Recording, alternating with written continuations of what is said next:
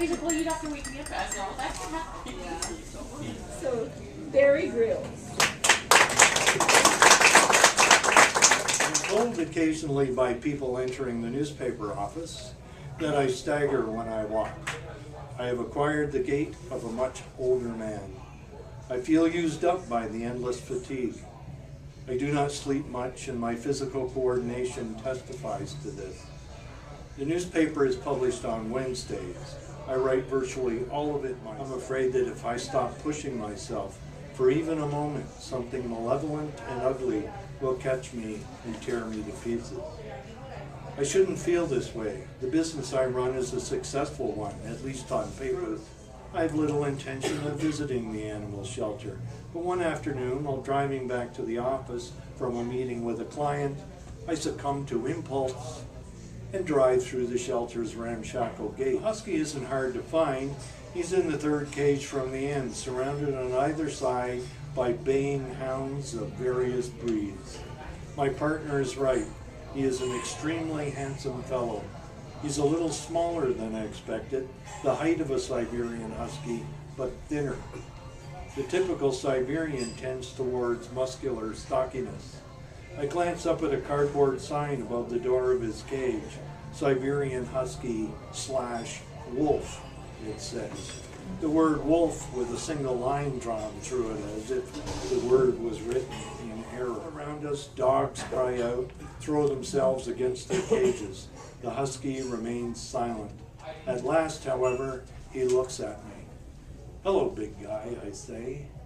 He does not approach the door to be touched. Still 5 feet from me, he calmly sits down on the concrete floor to stare me down.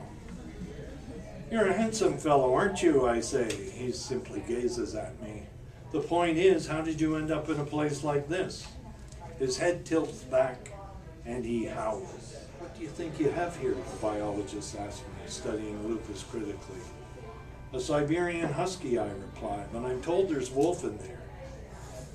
"Well," says the biologist, with that rustic certainty one encounters frequently in people used to the wilderness, "what you have here is a wolf with some Siberian husky, or maybe German shepherd." I gape at him. I'm surprised, yet not surprised. Used to his tennis ball antics, and I hardly notice as I work on a novel I am writing. The ball smacks me between the shoulder blades. I turn and glance up the hill.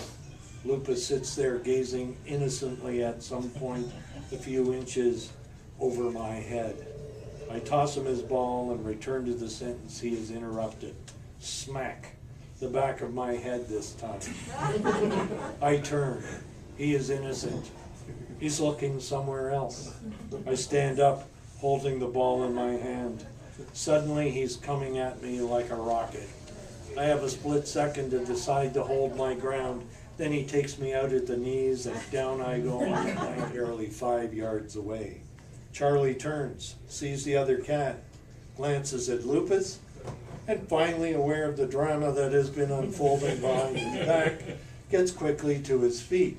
His tail begins to swish menacingly back and forth, and he moves forward slowly to challenge Tortoiseshell.